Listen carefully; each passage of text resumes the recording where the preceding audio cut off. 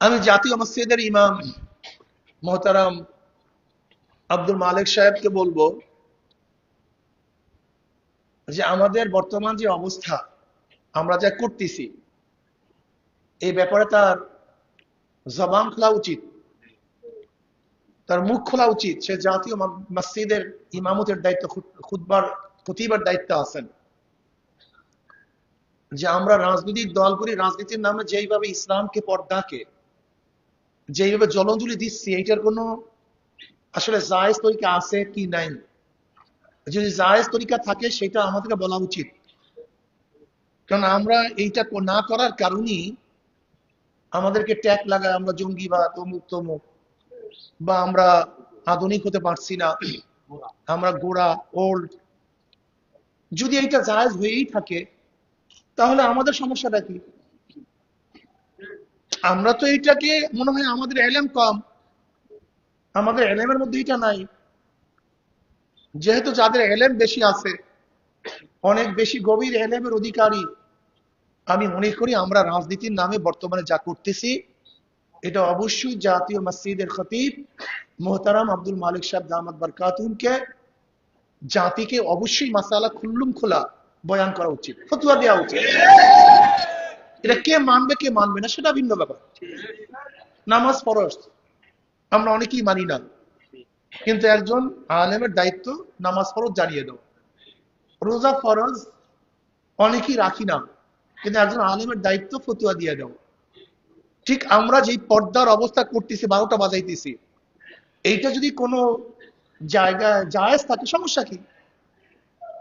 যদি জায়েজ থাকে বলে দেন স্পষ্ট, আমরাও করব। আর যদি জায়েজ না থাকে সেটা আপনাকে বলা উচিত। যদি আপনি না বলেন তাহলে আমি মনে করব এই জাতি অবশ্যই আপনাকে প্রশ্নের সম্মুখীন করবে। এটা আমার অনুরোধ থাকবে। পর্দা করো, জান্নাতের কাজ করো, কাঁটা ঘুরো। হালাল হারাম তমিজ করিয়া খাও, জান্নাতের কাজ করো, কাঁটা ঘুরো। ফজরের সময় প্রচন্ড শীত, গোসল ফরজ, গরম পানির ব্যবস্থা নাই, ওইদিকে ঠান্ডা, থরথর করে কাঁপতেছো, এই মুহূর্তে গোসল করে ফজরের নামাজে হাজিরা দাও, জান্নাতের কাজ করো, কি বলেন বলেন, কাঁটা পুরো। জান্নাতের কাজ করো, কাঁটা পুরো। জোহরের সময় বেচা কিনা, ওদিকে জামাত যায় নামাজ যায়, জান্নাতের কাজ করো, কাঁটা পুরো। খেলাধুলা চলতেছে, মনও চায় খেলাধুলা করার জন্য, কিন্তু খেলাধুলা বন্ধ করিয়া জামাতে দাঁড়ায় যাও, জান্নাতের কাজ করো। জোরে বলেন। তোমার পিয়ন ঘুষ খেয়ে অবৈধ পথে ঢাকায় বাড়ি করছে, গাড়ি করছে, আর তুমি এত বড় অফিসার, তোমার ঠিক মতো বাজারও চলে না, হালাল হারাম তমিজ করিয়া খাও, জান্নাতের কাজ করো, হ্যাঁ কাজ করো, কাঁটা পড়ো।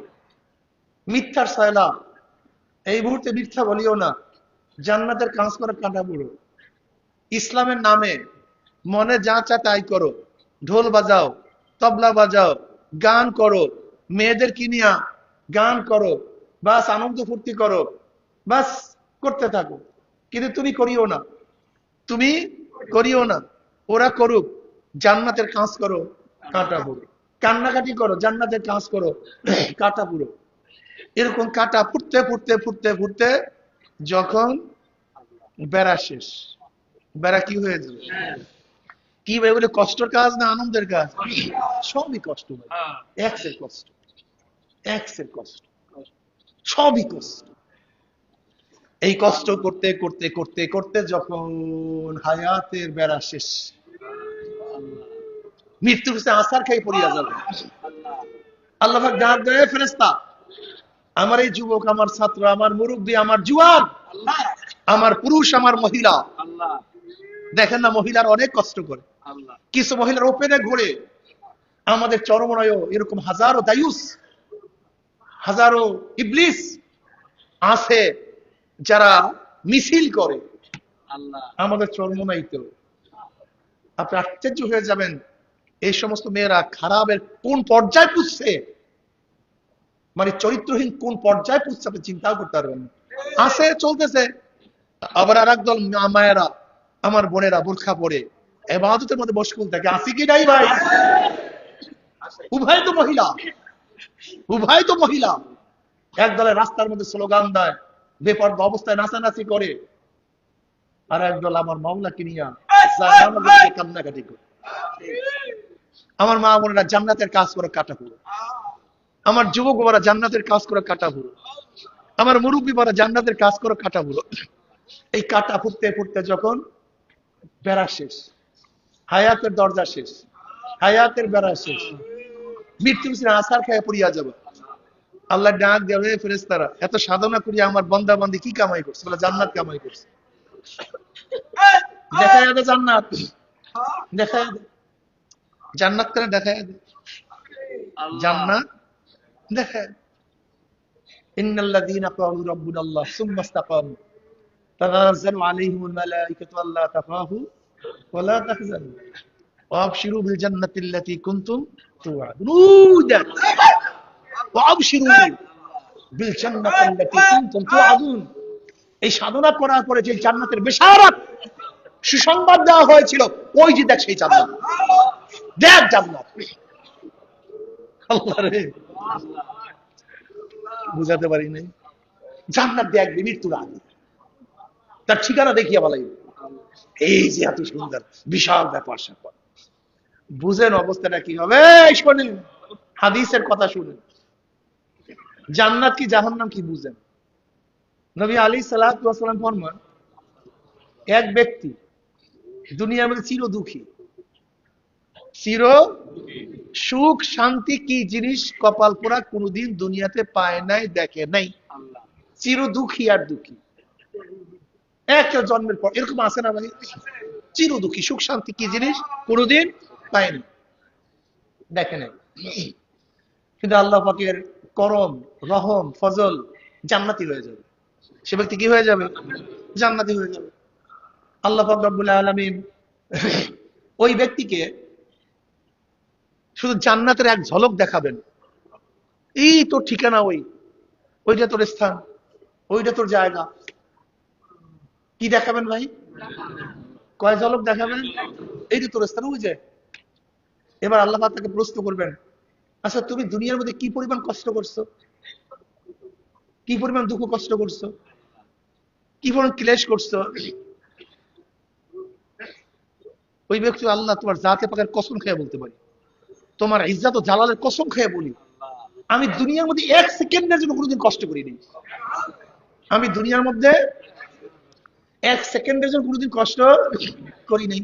তার মানে ওই জান্নাতের আনন্দ ফুর্তি জায়গা দেখার সাথে সাথে দুনিয়ার সমস্ত কষ্ট মুহূর্তের মধ্যে ভুলিয়া যাবে, মুহূর্তের মধ্যে, মুহূর্তের মধ্যে, মুহূর্তের মধ্যে। আবার এক ব্যক্তি চির সুখী, রাজপুত্র, স্বর্ণের চামচ মুখে দিয়ে জন্মগ্রহণ করছে, কষ্ট ক্লেশ কি জিনিস কোনোদিন পায় নাই, দেখে নাই, শুধু আনন্দ ফুর্তি আর ফুর্তি, মজার মজা। কিন্তু কপাল পরা জাহান্নামী হয়ে যাবে। কি হয়ে যাবে? জাহান্নামী হয়ে যাবে। জাহান্নামে এখন আল্লাহ পাক দিবেন না, দেয় নাই, শুধু এক ঝলক জাহান্নাম দেখাবে, ওইটা তোমার ঠিকানা, দেখো তো। জাহান্নাম দেখবে, কঠিন অবস্থায় লাগবে। দেখার পর আল্লাহ পাক বলবে, তুমি দুনিয়াতে কি পরিমাণ আনন্দ ফুর্তি করছো? আল্লাহ তোমার জাতে পাকের কসম খেয়ে বলতে পারি, আমি দুনিয়াতে এক সেকেন্ডের জন্য কোনোদিন আনন্দ ফুর্তি করিনি, এক সেকেন্ডের জন্য কোনোদিন আনন্দ ফুর্তি করি। তার মানে জাহান্নাম এত কঠিন, এত কষ্টের জায়গা যে জাহান্নামের আযাব কষ্ট দেখার সাথে সাথে মুহূর্তের মধ্যে দুনিয়ার সমস্ত আনন্দ ভুলিয়া যায়, মুহূর্তের মধ্যে। কি বুঝলেন এই হাদিসের দ্বারা? কি বুঝলেন? আসলে দুনিয়ার আনন্দ আনন্দ না, দুনিয়ার সুখ সুখ না। লা আয়েশা ইল্লাল আয়েশাল আখিরা, আল্লাহুম্মা গফির আনসারা আল মুহাসিন।